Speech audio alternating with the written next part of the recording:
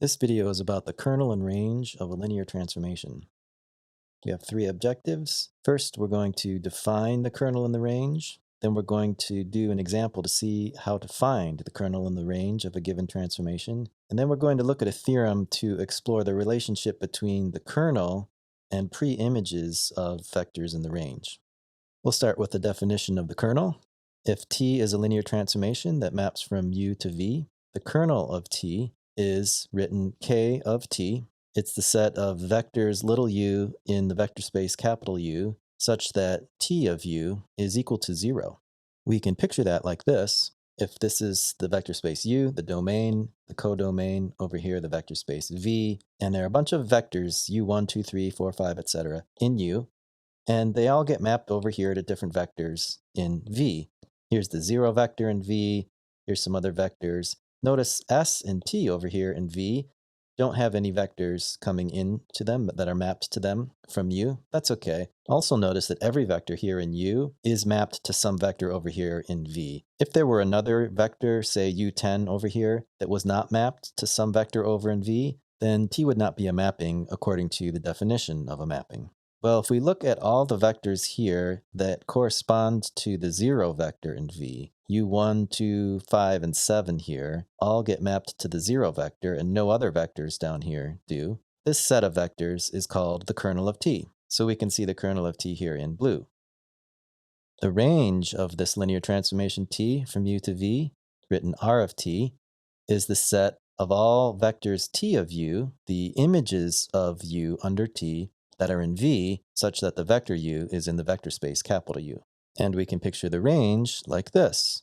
Here's U and V again. Here's the kernel of T in U, drawn here again just for reference. And we can see that all the vectors in the kernel of T map over to the 0 vector here in V. And then here's all the other vectors in U that get mapped to various vectors over here in V. And then here are some vectors in V that don't correspond to any of the vectors in U. Well, the range is simply all the vectors in V that correspond to a vector in U. You could think of it as all the vectors that have an arrow coming into them. These don't have an arrow coming in, so they're not in the range. They're in the codomain, which is V, but they're not in the range of the transformation, which is R of T. So R of T here in green is all the vectors in the codomain V that correspond to vectors in the domain U.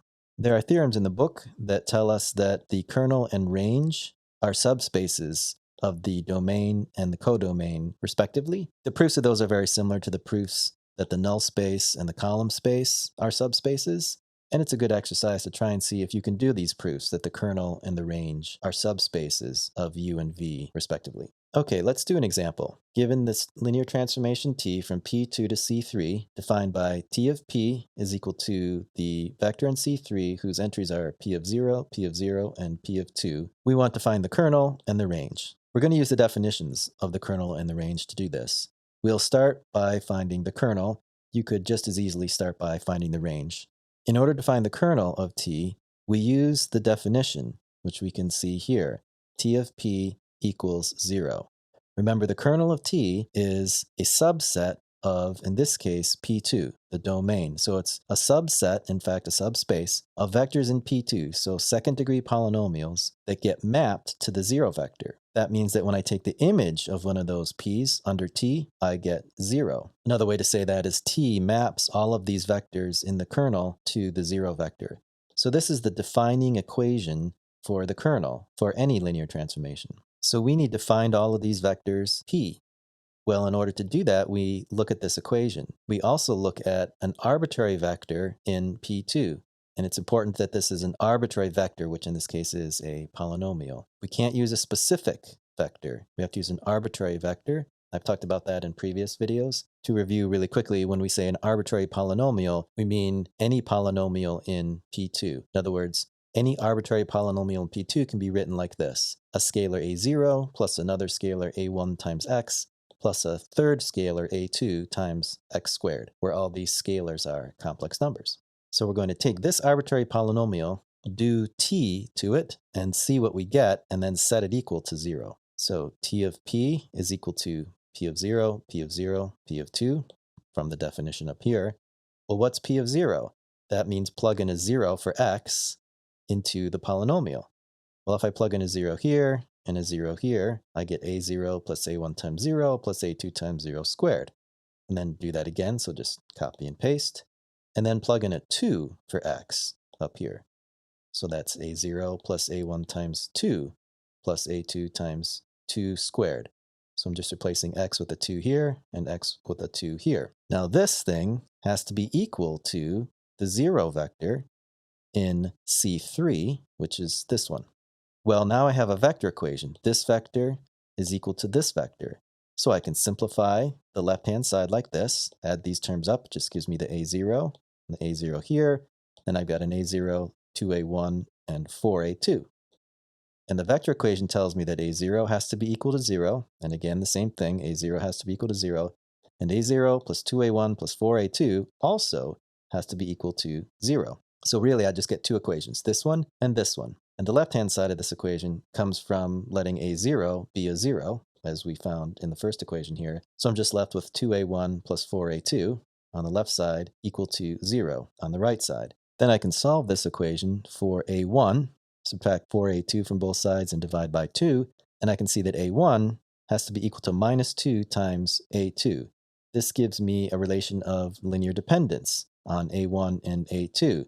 a2 is free. It can be anything you want, but as soon as you pick a number for a2, that determines what a1 is. You could let a2 be 5, and then a1 has to be minus 10. Or a2 could be minus 3, and then a1 would have to be 6. Okay, so now we're going to write down the form of every polynomial in the kernel. So here's an arbitrary polynomial in P2, but if this polynomial is also in the kernel, well then a0 has to be 0, so we cancel that, and a1 and a2 have to satisfy this relationship. So I can simply replace a1 with minus 2a2. So I'll replace a0 with 0, and a1 with the minus 2a2, and a2 stays as a2. Then I can simplify this expression, leave the 0 off, factor an a2 out of each of these terms here, and I'm left with a2 times, what is this? Well, this is a second-degree polynomial, minus 2x plus x squared. And a2 can be any complex number. So every polynomial in the kernel of T has to be in this form, a complex number times this very specific polynomial. Well, we can replace a2 with just a letter s for simplicity, and we can say p of x is s times the quantity minus 2x plus x squared, or s times the polynomial minus 2x plus x squared, where s is a complex number. Another way to think of that is every polynomial in the kernel has to be a multiple of this polynomial p of x. Well, we can write that as the span of the set containing that polynomial. So the kernel of T is the span, the angle brackets, remember, mean the span, of the set containing this polynomial minus 2x plus x squared. And remember, the span means the set of all linear combinations. Well, if there's only one vector, a linear combination just means multiply this vector by a scalar. Okay, so here's the kernel. Now we're going to find a spanning set for the range. And to do that, we do the same thing. We use its definition. The range of T is the set of all the vectors T of u in V such that the vector u is in the vector space U. Well, what's T of u? In this case, if we call our vectors P, T of P is given by the definition here. So again, we use an arbitrary polynomial in U, in this case, P of x, and we're going to find an arbitrary vector in the range. So T of P is this, and I'm going to do the same thing that we did for the kernel. I'm going to plug in a 0 for x here and get this, plug in a 2 for x here and get this, same thing we got before. But what's different? What's different is that we are not setting T of P equal to 0. We just want to see, what is this? Well, we can simplify it as we did before. We'll get a0, and a0 plus 2a1 plus 4a2. If we do what we usually do and factor out the variables here, we can take an a0 out of each of the terms, an a1 and an a2. So each term has an a0, so it's going to be a0 times 1, 1, 1. These two don't have an a1, and this has two a1s, so it's going to be a1 times 0, 0, 2. These two don't have an a2, and this term has a 4a2, so I'll have plus a2 times 0, 0, 4. Again, if it's not clear how we went from this vector to this linear combination, go backwards. Multiply the a0 in here, the a1 in here, the a2 in here, add these three vectors together, and you will get this. Okay, so every vector t of p in the range of t has to be in this form. Well, this is a linear combination of these three column vectors in C3. And A0, A1, and A2 can be any complex numbers. So the range is really the set of all linear combinations of these three vectors. Well, that's just the span of the set containing those three vectors. Again, be careful with the notation. The angle brackets mean the span, the curly brackets mean the set, and it may seem kind of tedious, but you have to have both of these. You have to have the angle brackets and the set brackets in this notation so that this means the span of the set containing these three vectors. And this is correct. We could leave it like this. But if we notice that this vector 0, 0, 4 is just 2 times this vector, we can see this is not a linearly independent set. It's not a basis for the range of t. Well, we weren't asked to find a basis. We were just asked to find the range of t, so this is fine. But we can simplify this if we want to, because this vector is redundant, essentially. I can just take it out. The span of this set is the same as the span of this smaller set, which should be easy to convince yourself of. The span of this set includes every linear combination of these two vectors. Well, if I multiply this one by 0 and this one by 2, I get 0, 0, 4. So 0, 0, 4 is already in here. I don't have to list it separately in this one. So here's the range of t written in its most compact form, the span of the set containing these two vectors. Okay, finally we're going to look at this theorem called Kernel and Preimage. Again, t is a linear transformation from u to v. Little v is in the vector space v. The theorem says if the preimage, remember this notation means the preimage of v, that means the set of all the vectors in u that get mapped to v. If this preimage is non-empty, meaning there's at least one vector in there, and if u in particular is a vector in there, then the entire set, the entire preimage can be written like this. This one vector u that we know about plus another vector z, where z is in the kernel. This is a very powerful theorem, but it's not really obvious what it means, so we're going to look at it in a few different ways. First, we can consider this little drawing here. Again, I've got u and v. Here's the kernel of t. It's all the vectors that get mapped to the 0 vector. In this case, I've just drawn 2, but there could be lots more in there. And then here's the vector v in vector space v. And w and u over here in u are both mapped over to v in v. And so these two together are the preimage of v.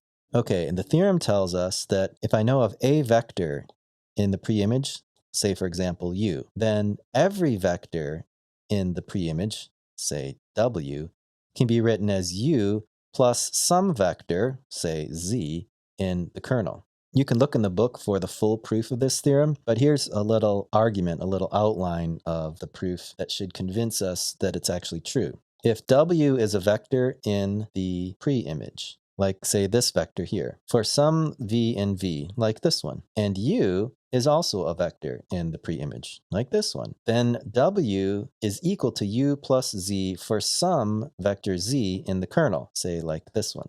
Well, this is true if z is actually a vector in the kernel. So what this is saying is I can write every vector or any vector in the preimage like w as u plus z, where u is some other vector I know of that's in the preimage plus some vector z in the kernel. And the way to think of it is if I know u and I know w, I could figure out what z is, and z will be a vector in the kernel. We can do that here. If I write w as u plus z, I want to figure out, well, what's z? So I solve this equation for z, and then I want to show that this z is actually in the kernel. Well, z is in the kernel if t of z is equal to 0. Well, what's t of z? It's t of w minus u. Since t is linear, t of w minus u is t of w minus t of u. Well, what's t of w? T of w is v by definition. That's what this means. W is in the preimage of v. So we could write t of w equals v. Likewise, t of u is also equal to v. T of u is equal to v because u is also in the preimage of v. So t of w is v, t of u is v, v minus v is 0. And what do you know? T of z is in fact 0. So this implies, remember this equal sign with an arrow means implies. This equation implies that z is in the kernel of t. Here's a diagram from the book that illustrates this. Here's U, here's V. Down here is the kernel of T. So these are all the vectors that get mapped over to the 0 vector in V. And then here's V1 in V, and here's the preimage of V1. These vectors all get mapped to V1. Here's the preimage of V2. These vectors all get mapped to V2. Here's the preimage of V3, and these vectors all get mapped to V3. Now in the book, they've just drawn 3 vectors here, but in general, there would be many, many more. In fact, infinitely many. And the book talks about how the preimages of all of the vectors in V have the same form, but it may not be clear what that means. So let's consider a simple case. All right, what I've drawn here is C2. I've got the x1 axis, the x2 axis. You could think of this as the plane. And I've got a linear transformation from C2 over to some other vector space. The codomain could also be C2, but it could be some completely other vector space. And here, the green line is the kernel of T. This vector that I've labeled Z is on this line, and it gets mapped to the 0 vector in the codomain. Well, here is a vector U1, and U1 gets mapped to V1. And this line, the blue line, is the entire preimage of V1. And the theorem says that any vector on this line, any vector in the preimage of V1, can be written as U1 plus Z, where U1 is some vector on the line, and Z is some vector on the line that represents the kernel. And if you use the parallelogram rule that we learned back in the column vectors chapter, draw these 2 vectors as the sides of a parallelogram and complete the other 2 sides, this other vertex is the location of the vector U1 plus Z. Notice that this blue line is parallel to the green line. So the kernel is, in this case, a line in C2, and the preimage of this vector V1 that's going to be over in the codomain is a line, and moreover, that line is parallel to the line that is the kernel. And then here's another vector, U2, and the preimage of V2 is the red line. That means U2 is a vector that gets mapped to V2. It's a vector in the preimage of V2. And the red line is parallel also to the green line.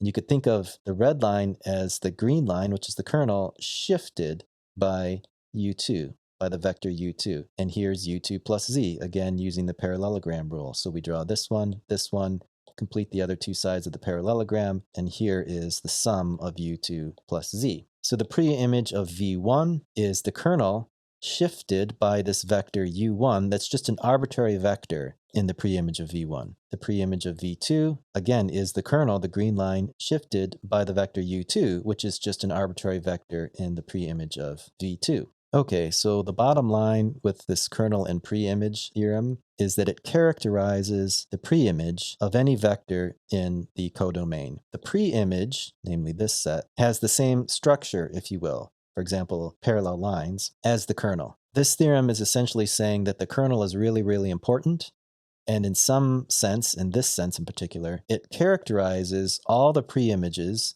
of all of the vectors in V. Another way to say that is 0 is a very special vector. The preimage of 0 is just the kernel, and the preimage of 0 tells us something about the preimage of every other vector. The preimage of every vector in V is simply the preimage of 0, the kernel, shifted somewhere in U.